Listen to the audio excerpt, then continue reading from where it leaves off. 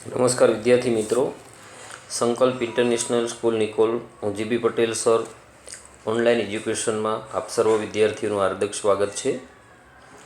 હવે આપણે રિવિઝન લેક્ચરોની અંદર અગાઉ આપણે બે ચેપ્ટર નંબર 1 અને ચેપ્ટર નંબર 4ની ચર્ચા કરી હતી કે જેમાં તમને 3 ગુણના દાખલાઓ પૂછાય છે. આજે આપણે 7મું ચેપ્ટર ભાગીદારી પેઢીનું વિસર્જન, એમાંથી જે તમને 3 ગુણની આમનોંધો પૂછાય છે અથવા થિયરી પૂછાય છે એવા ચેપ્ટરની ચર્ચા કરવાની છે. તો હવે આપણે જોઈએ તો ચેપ્ટર નંબર 7ની અંદર તમને જે ટૂંકમાં જવાબ આપવાના 3 માર્કના પ્રશ્નો પૂછાય છે, એમાંનો જે પ્રશ્ન તમને પૂછાય એ રીતને આપણે અહીંયા આમનોંધો જોવાની છે. તો પહેલું કીધું છે તમને કે નીચેના વ્યવહારોની પેઢીના વિસર્જનના સંજોગોમાં થતી આમનોંધ લખો. તો પેઢીનું વિસર્જન થાય ત્યારે સ્વાભાવિક રીતે આપણે માલ મિલકત નિકાલ ખાતું બનાવતા, જેની આપણે ચેપ્ટર નંબર 7માં ચર્ચા કરી છે અગાઉ. આ રિવિઝન લેક્ચરો છે તો બધી બાબતને એ ચર્ચા ન કરવા રહેતા માલ મિલકત નિકાલ ખાતું ક્યારે ઉધારાય ક્યારે જમા થાય, તો જ્યારે મિલકતોના ખાતા બંધ કરવામાં આવે તો માલ મિલકત નિકાલ ખાતું ઉધાર થશે, દેવાના ખાતા બંધ કરવામાં આવે તો માલ મિલકત નિકાલ ખાતું જમા થશે. તો અહીંયા તમને જે માહિતી આપી છે, તો પેઢીના વિસર્જન સમયે પાઘડીની ચોપડી કિંમત 56,000 છે, તેની કોઈ રકમ ઉપજતી નથી, સ્પષ્ટ આપ્યું છે. જો ન આપ્યું હોય તો ખાલી તમને કંઈ ન કીધું હોય તો ચોપડી કિંમત જ ની નોંધ થાય, એની ઉપજ કિંમતની કોઈ નોંધ થશે નહીં. તો અહીંયા તમે જોશો તો ખાલી પાઘડી ખાતું બંધ કરવાની આમ નોંધ આવશે અને એ આમ નોંધ આવશે માલ મિલકત નિકાલ ખાતે ઉધાર, જેને તમે સંપાદન ખાતું પણ કહી શકો. તે પાઘડી ખાતે જમા, રકમ કેટલી આવશે? 56,000. તો પાઘડી ખાતું બંધ કરીને ક્યાં લઈ ગયા આપણે? માલ મિલકત નિકાલ ખાતે લઈ ગયા, તેના એવી બાબત જે તમે લખી શકો. પછી ઉપજના સંદર્ભમાં કોઈ હિસાબી નોંધ થશે નહીં, કારણ કે તેની ઉપજ થતી નથી એવું સ્પષ્ટ આપી દીધું છે. બીજી માહિતી તમને આપેલી છે કે વિસર્જન સમયે પાકા સરવૈયામાં જમીન મકાન 8 લાખ, રોકાણો 2 લાખ દર્શાવેલ છે. તેના અનુક્રમે 9 લાખ અને 1,50,000 ઉપજ્યા.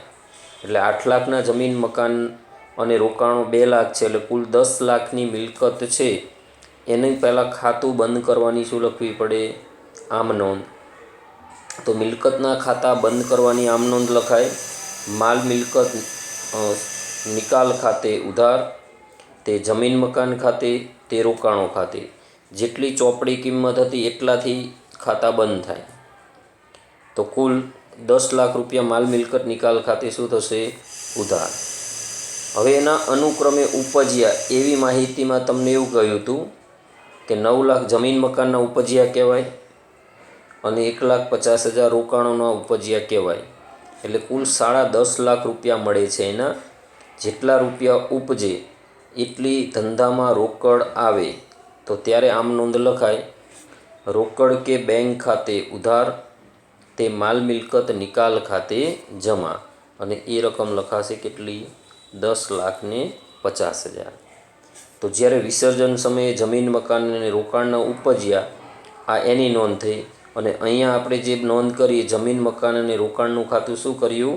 બંધ કર્યું. અને ક્યાં લઈ ગયા? માલ મિલકત નિકાલ ખાતે. પહેલી નોંધ એની હતી. તો આ રીતે તમને 2 માહિતી આપેલી છે, એના પરથી 3 આમ નોંધ થઈ. તો આવી 3 આમ નોંધ લખવાના 3 ગુણ હશે. એટલે મિત્રો ધ્યાન રાખજો, આવા તમને 3 માર્કમાં દાખલાઓ પૂછાય છે. એકદમ સરળ આમ નોંધ હોય છે, બરાબર. ચોપડીમાં જેટલી પણ આમ નોંધ આપેલી છે એ વ્યવસ્થિત જો તમે તૈયાર કરો તો આસાનીથી તમને પૂરા માર્ક્સ આમાંથી મળી શકે. ચલો પછી દાખલા નંબર 2ની આપણે ચર્ચા કરીએ. તો દાખલા નંબર 2ની અંદર તમને આપેલું છે, એમાં પણ એ જ રીતે વિસર્જનના સંજોગોમાં થતી આમ નોંધ લખો.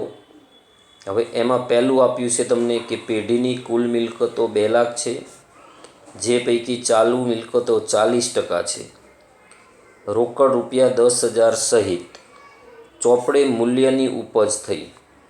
તો સૌ પ્રથમ એ જોવાનું કે ધંધામાં કુલ મિલકતો 2 લાખ છે, તો 2 લાખની મિલકતો છે, એમાં ચાલુ મિલકત 40%, એટલે 2 લાખના તમે 40% કરો એટલે કુલ 80,000 રૂપિયા ચાલુ મિલકત થાય. પણ એમાંથી 10,000 રોકડ છે, તો રોકડનો નિકાલ કરવાનો હોતો નથી, એટલે અન્ય ચાલુ મિલકતો 70,000 થઈ. 70,000 અને રોકડ 10,000 એ 2 લાખમાંથી બાદ કરો એટલે સ્થિર મિલકતો કેટલી થશે? 1,20,000. તો 1,20,000 સ્થિર મિલકત હશે આમાં, અને 70,000 રૂપિયા અન્ય ચાલુ મિલકત હશે. તો સૌ પ્રથમ આપણે એ ખાતા શું કરવા પડે? બંધ. તો પહેલી જ આમ નોંધ ખાતું બંધ કરવાની લખાશે. સ્થિર મિલકત અને ચાલુ મિલકતના ખાતા બંધ કરી માલ મિલકત નિકાલ ખાતે લઈ જવા પડે, તો એની આમ નોંધ લખાશે. માલ મિલકત નિકાલ ખાતે ઉધાર 1,90,000, તે સ્થિર મિલકતો ખાતે 1,20,000, તે ચાલુ મિલકતો ખાતે 70,000. તો વિસર્જન વખતે મિલકતો માલ મિલકત નિકાલ ખાતે લઈ ગયા તેના આપણે ખાતા બેના બંધ કર્યા. ચલો, ત્યાર પછી તમને એવું કીધું છે કે તેના ચોપડે કિંમત જેટલા ઉપજ્યા. તો ચોપડે કિંમત એની 1,90,000, બરાબર. તો 1,90,000 રૂપિયા ઉપજે છે, તો બી કરીને આપણે બીજી નોંધ લખવી પડે. રોકડ કે બેંક ખાતે ઉધાર 1,90,000, તે માલ મિલકત નિકાલ ખાતે જમા 1,90,000.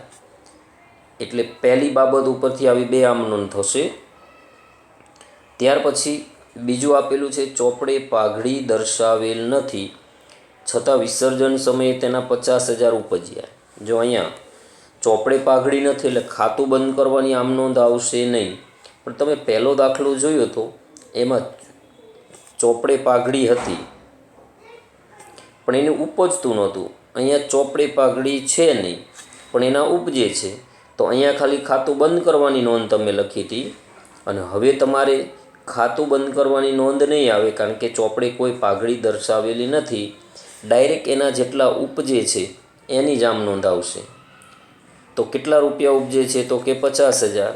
તો એટલી પેઢીમાં રોકડ આવે. તો રોકડ કે બેંક ખાતે ઉધાર, તે માલ મિલકત નિકાલ ખાતે જમા. એ કેટલાથી નોંધ થશે? 50,000થી.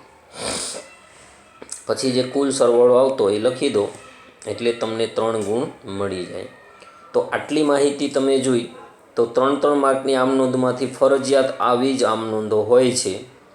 તમે થોડું ધ્યાનથી આમ નોંધ તૈયાર કરવાનો પ્રયત્ન કરો તો ચોક્કસ તમને આમાંથી પૂરા માર્ક્સ મળે એમ છે, બરાબર. તો મોટાભાગે આવી 2 બાબતો કે 3 બાબતો આપેલી હોય છે, અને મોટાભાગે એની 3 આમ નોંધ તમારે લખવાની હોય છે. તો પહેલી બાબત ઉપરથી જે તમે આમ નોંધ લખી એ તમે શાંતિથી ચેક કરો. પછી તમે બીજા દાખલાની માહિતી આપી, તો એના અંદર જે 2 લાખ કુલ મિલકતો છે એના પહેલાં 40% કરશો એટલે 80,000 થશે.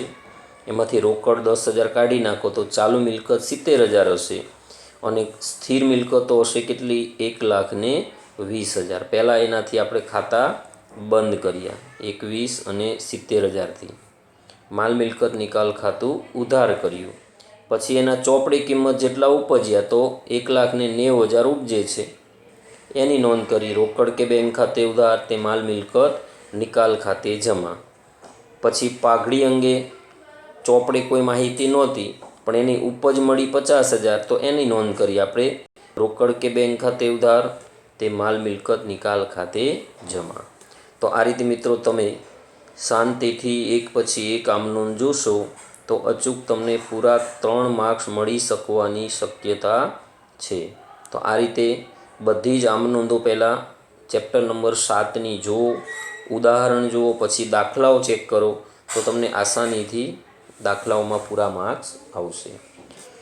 તો આગળ હવે પછીના પિરિયડમાં આપણે નેક્સ્ટ આમ નોંધો કઈ રીતે લખાય એની આપણે ઊંડાણપૂર્વક ચર્ચા કરીશું. તો આજના લેક્ચરમાં આટલું પહેલાં તૈયાર કરજો.